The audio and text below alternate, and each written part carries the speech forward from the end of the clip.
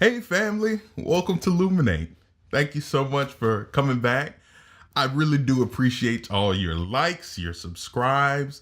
You guys really made me feel loved. I felt that air hug come back.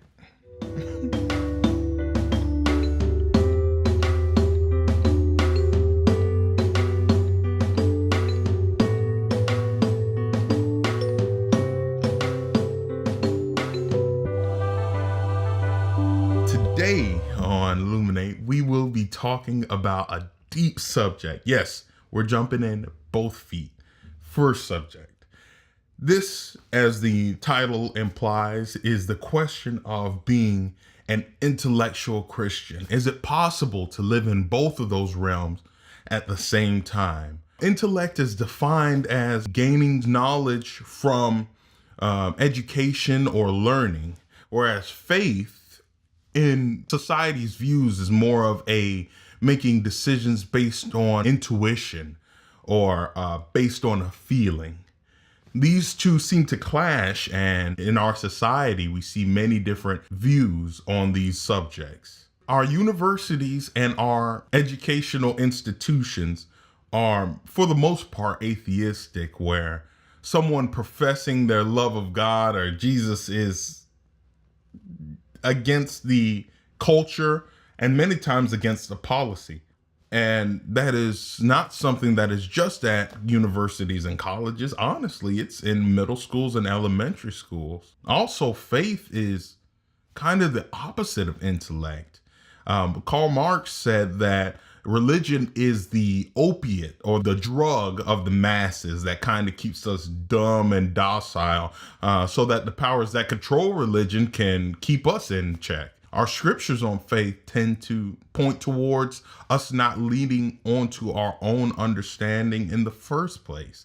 So even as a Christian, it's kind of hard to understand where my intellect lines up with my faith and how are these working together, or how do I live both sides of the track? Being that Christianity is about unity, which is bringing together people of all different races, cultures, and ideas, and not about uniformity, which is carbon copies of each other, I can't speak on every single Christian's views on this matter, but I'd like to shed some light on a view that I believe represents a lot of us. First off, let's look at our universities and education centers. The truth is, Sunday school started off as a school on Sunday. Many kids had jobs and worked during the week, and our Christian leaders decided to make a school for those kids so that they can gain education when they couldn't during the week before the labor laws. Universities and colleges, Harvard, Yale, Oxford, Princeton, they all started as Christian universities, institutions. Why? I think to live out the words that Martin Luther said, not King nor Jr. Martin Luther says that education is a way to better understand scripture and the world in which scripture takes root. So the things that are societal norms of now, but haven't always been. The great news is they don't always have to be that way. The truth is that we are the change. So that's my little rah-rah to all you in college and university right now. You can do it. Be the change. The next point is intellect versus faith. So let's debunk the idea that faith is the lack of understanding. So scripture does say faith is the evidence of things not seen, and it is the substance or like the matter of things hoped for.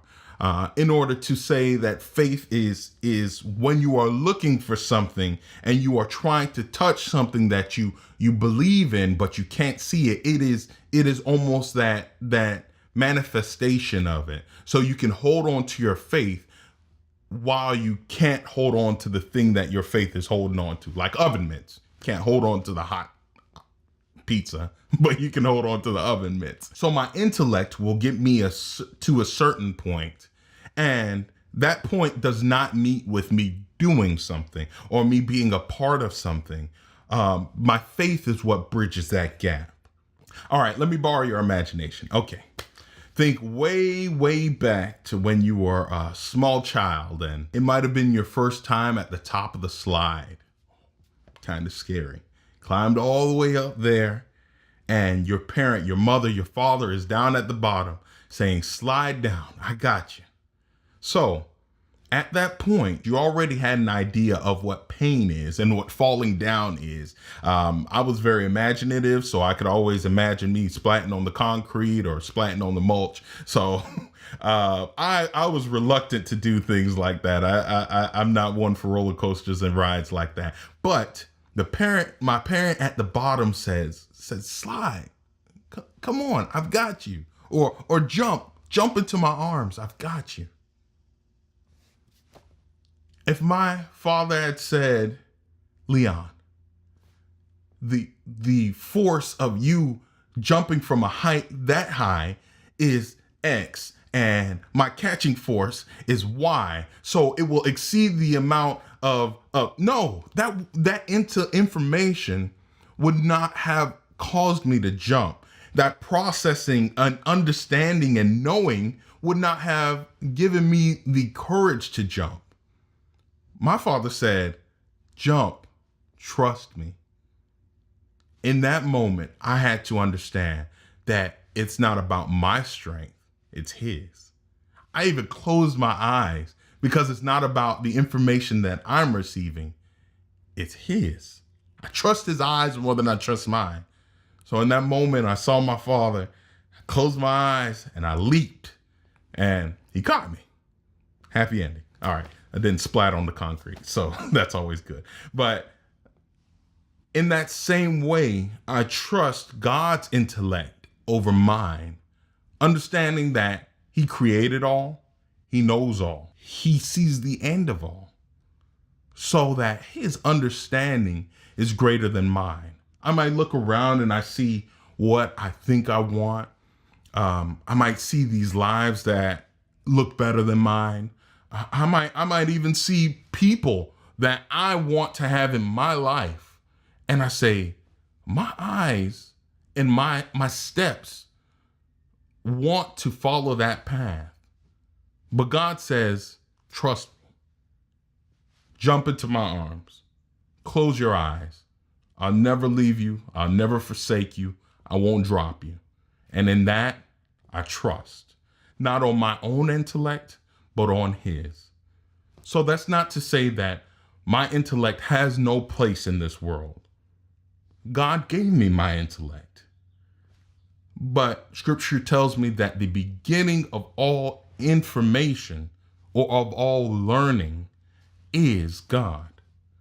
So through God, I can learn these things that I am trying to learn and receive.